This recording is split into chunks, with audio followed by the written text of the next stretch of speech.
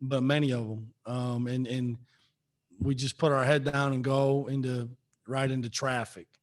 We're trying to drive, kick, swing, trying to move the ball, and it didn't happen. And we got up big when we did, and then we relaxed and let them in. You got to give them credit. The book on us would be right now just to drive our guards and throw up on the rim and go get a rebound. And so those are things we got to fix, and we got to fix quick because, as you guys know, we play Georgia Tech on Sunday. I'll open it up for questions. Steve, I guess going off that point you made about the practice to the game transition, is there more frustration to that because you probably would have had that figured out maybe a little bit better at this point if things had stayed on course and kind of stayed normal and hadn't been this whole layoff to begin with? Yeah, I mean, it's not even close. I mean, if you compare it to where we were at on, the 29th of November, coming off a tough battle against Longwood, I felt pretty good. Even though it was a tough battle, I liked the way our team had battled. I knew there were some things we needed to fix. I felt good about, we're going to get Odie back in there. We were going to have a game against Troy, I think on that Tuesday or Wednesday. And then we were going to get another game, and then we're going to get more practice time. And, we lost it all. But, honestly, nobody's going to feel sorry for us. And that's what I told them. Listen, I'm disappointed in myself. I'm not disappointed in these kids after all they've been through. I mean, they had to get through a lot just to get out there today, and so I'm mad at myself because I got to do a better job of getting practice into the game and finding the right combinations and, and keep encouraging them. Now's not the time to beat them down. Now's the time to encourage them, but also coach them. And there's a fine line with that. Coach Luke Liddon here with WFMO News 2 out of Greensboro. Appreciate the time. I know the performance, like you said, wasn't maybe what you expected, but was there at least a sense of relief that you were able to finally make it back in the court after what seemed like an eternity for you and the squad? Yeah, sure. The kids were excited to play. Nobody wants to go through what we went through. I wouldn't wish that on anybody. So, yeah, we were excited. There was a sense of relief just to have officials and have game lights. And, we did have some fans today. At least our families were here to see us play. And, that's important to these kids. That's important to our staff. And so, yeah, I mean, it was a long layoff, and it was a little odd. We had to kind of, go back through some things that how we do game day. We hadn't had a game day in so long. So it was good. It was good to be back. But as you guys know, we're going into the fire now. So we got to make some quick adjustments and some quick changes and get ready to play a good Georgia Tech team, on Sunday. Coach, are you hopeful that you got some good tape out of this game to kind of review and break down and grow from, or are the mistakes so mundane and simple that it's not like those type of things? No, I think less. I think anytime you got game tape, it's good. We can't probably spend a ton of time on it though because we've got a quick turnaround. We'll go twice tomorrow. Usually, what I'll do in the morning is we'll have this game broke down. We'll show it to them. Usually, I like to keep it to like 10 good clips, 10 bad clips. And then we go right into Georgia Tech.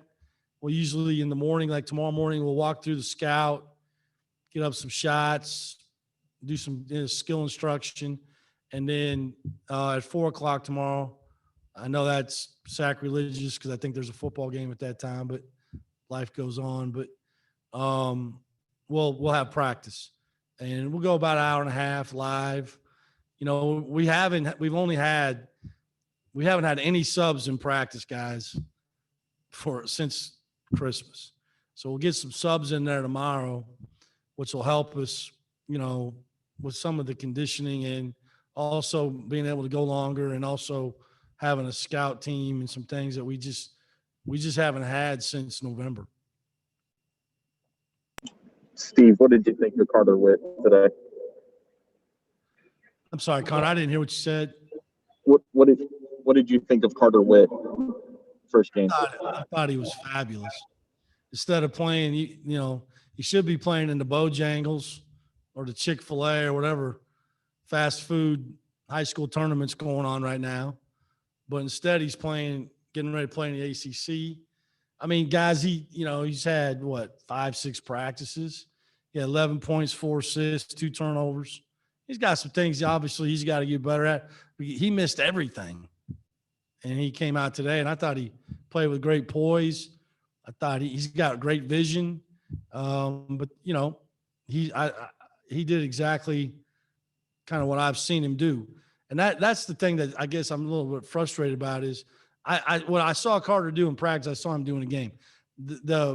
And we got some guys that do that, but then we have some guys who, when the lights come on, do their own thing. And that doesn't work. And it's not because they're bad people or selfish. I got to get it figured out because we have to play the way that we play, that we teach them to play to win. And I thought Carter did a good job. I thought he shared the ball, saw the floor, and finished some shots. Coach, you had told us for a couple months, I believe, that it was going to be in Carter's hands whether or not he plays this season.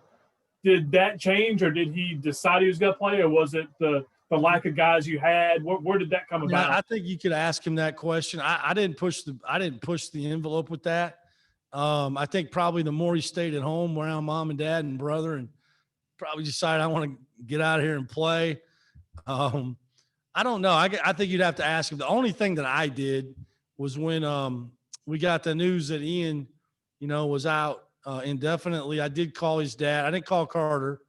I called his dad, Scott, and I asked him, told him what was going on, asked him if he wanted, if you wanted to talk to Carter about it and just kind of see where he was at.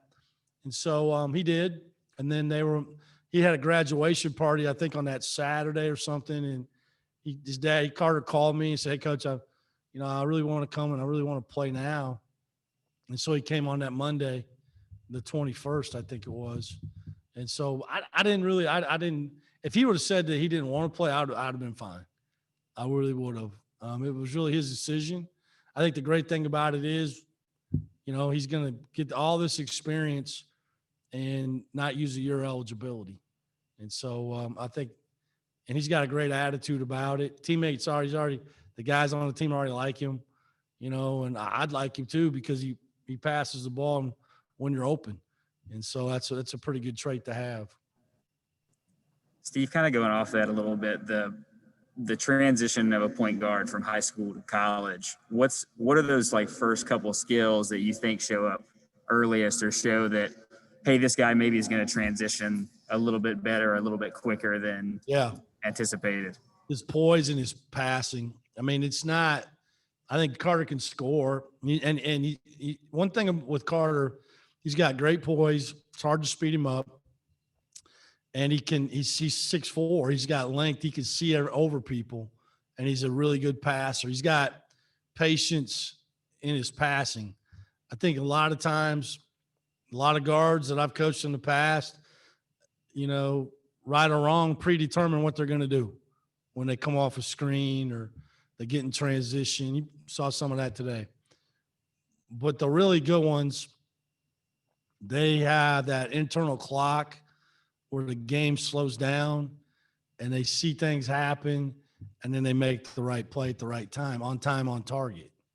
And I think that he can do that. Now, he's going to have growing pains. The game's going to get quicker, faster, stronger, and he'll have to make quicker, faster decisions and probably put more pace on some of his passes. But, he'll do it. He's really coachable. I would say that was probably to answer your question, what I said. And I think just he has confidence in himself, and it's important to have confidence. What did you think of Davian Williams' play today? I thought he's had some really good practices. I'm hard on him as he just walks in here. I expect a lot out of him. And I thought for some other parts he was really good, and I thought for some of it he wasn't. I thought he wasn't very physical defensively. I thought he got driven to the basket a lot. And some of it, a lot of that's on him. I think a lot of it too. We finally, again, we got too extended. And you saw what happened when we stayed in those gaps. We took the ball from him. I thought he made a couple poor decisions in transition, but he's a tough kid. He keeps grinding. I mean, he led us in rebounding, and I'm not quite sure if that's good or bad, but for him, I mean, that tells you what type of a scrappy kid that he is, and again, like Carter, I mean, this is a year, it's a free year for him, and so he comes back next year really as a junior.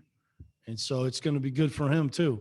And he knows what he's got to do to get better. And one of the things he's got to do is he's got to get stronger, and that's going to take some time. And, missing a whole month of November didn't help that either. And it probably hurt a lot of those guys. We looked pretty anemic out there today. I thought their bodies kind of compared to where we were at. Anything else for Coach? All right. Thank you. All right, guys. Well, Happy New Year. It's amateur night for party guys, so stay home. Les, see you. It was definitely an amazing feeling to come out to be able to play today. It's another opportunity to play, to get better. So we had to take full advantage of it. And it was great playing in front of my family. My mom, my aunt, and my brothers were here. So, what I'm saying? I haven't played in front of them since March, since SoCon Championship. So it was great to play in front of them. We talked to Coach Forbes, a couple of days ago, kind of what he was looking at coming into this game. What were you looking for just as you guys got readjusted to the court again and kind of tried to start finding that rhythm again? Yeah, I was just say get the team back in the rhythm. You know what I'm saying? We were out for so long. Like I said, we were out for 4 or 5 weeks. So just getting back in game rhythm, game shape, and pushing through the first win and playing hard and things like that. I was just ready to get out there and do that. Davian, it sounds like you're in the room as Coach Forbes gave his assessment of your game today. Well, what is your assessment, and what were your thoughts on what Coach Forbes had to say? Oh yeah, he was right. He's hard on me, but he's fair. So what I'm saying, it's all love between us at the end of the day. So I feel like his assessment was accurate. I played well at sometimes. I didn't play my best at sometimes, but what I'm saying, it happens. I'll bounce back next game. Davian, with so much time between games, did this almost feel like another season opener for you? I'm sorry, I can't hear you. Connor's asking us if this seemed like another season opener for you. Yeah, but not really. I mean, we learned a lot. The first 2 games we played, we watched a lot of film. So, I mean, I would call it like a restart, kind of get back in, game shape and things like that. But I wouldn't necessarily refer to this as like the season opener. Davian, I know you were the crash course guy for everybody trying to get used to Forbes, but what did you kind of do to help Carter Witt transition in I guess a week and a half or 2 weeks, whatever it's been, just trying to get him ready in this system for college basketball? Yeah, the main thing I just emphasized to him, to be a player of Forbes' liking is to play hard. That's what he wants more than anything. Like if you make mistakes going 100 miles per hour, playing as hard as you can, you know what I'm saying? Because Forbes, at the end of the day, he's going to chew you out, but he's going to put you right back in the game as long as you're playing hard, you know what I'm saying? So that's one of the main things I preach to him. Just continue to play hard. I mean, he's going to make mistakes. He's young, and just bounce back from mistakes. What did you kind of see out of him today, just in the performance he put together? Oh yeah, I love his aggression. You know what I'm saying? Every single play he's downhill trying to make something happen. He's an amazing playmaker, and that's what he does. And you know what I'm saying? I feel like he played pretty good today for his first game, considering the fact he only been here for about 2 weeks. Anything else for Davian? All right. Thank you, Davian. Thank you.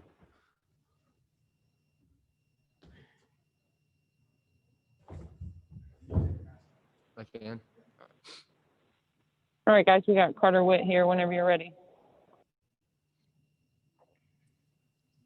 Carter, what's this first week and a half or 2 weeks of college transition been like for you? It's been really good. Just getting here, getting in and everything. It's been an easy transition. My teammates, the coaches have all made it, easy on me just to, flow in really well. And it's been great. What was your feelings coming into this game? Like you seem pretty level out there, but were you anxious at all? Were you just excited? How are you feeling? I was really excited. I've been excited all week, but coming in this whole week, I didn't think I was gonna be nervous. Then this morning, I was pretty nervous. But as we got out there on the floor warming up, I felt fine. Carter, good afternoon. How do you prepare to jump in the middle of a season like this? Have you been studying the playbook over the last few weeks at home? How did you prepare to come in and have a grasp of both the offense and the defense coached by Steve Forbes? I've just been, the last 2 or 3 months, it was kind of up in the air if I was going to play or not. And I just got in good shape. And that was the biggest thing they told me, just to get in shape and for practices mainly, but to be able to play too. Yeah, Coach had told us for the last month or two that it was going to be mostly your decision whether or not you played this season. What led to you being on the court today, do you think? I've worked for it, and just some things just led up, and for me to come before Christmas and be here and preparing to play, and we all felt like it was the best decision for me to play. Carter, I know some folks had family there. Were you able to have family there to watch you for your first college game today? Yeah, my immediate family came: my mom, brother, sister, and dad. What does that mean for you to have them to be able to watch you in your first college game when you're supposed to be a high school senior? It's awesome. I'm really glad my brother got to come before his season starts. But just the tickets and everything is weird this year. But I was glad that they all could come. It was really exciting. When was the last time you played in a game? I played 4 AAU games this summer, but high school we ended our season last February. Has it? Just as a guy that's played basketball his entire life, has this just been kind of this weird existence for you, trying to break through and get to another basketball game again? Yeah, it's been weird. I've just been working out, and you don't know. I really didn't know when I was going to play a game again, so it was cool to be back out there. Carter, were you pretty happy to see yourself get a touch on the ball right away? You dug in, got a rebound, got out in transition, and found Isaiah on the break. Did that feel good? Yeah, that felt good. It just eased me into the game. I felt comfortable after that play. And then just went on from there.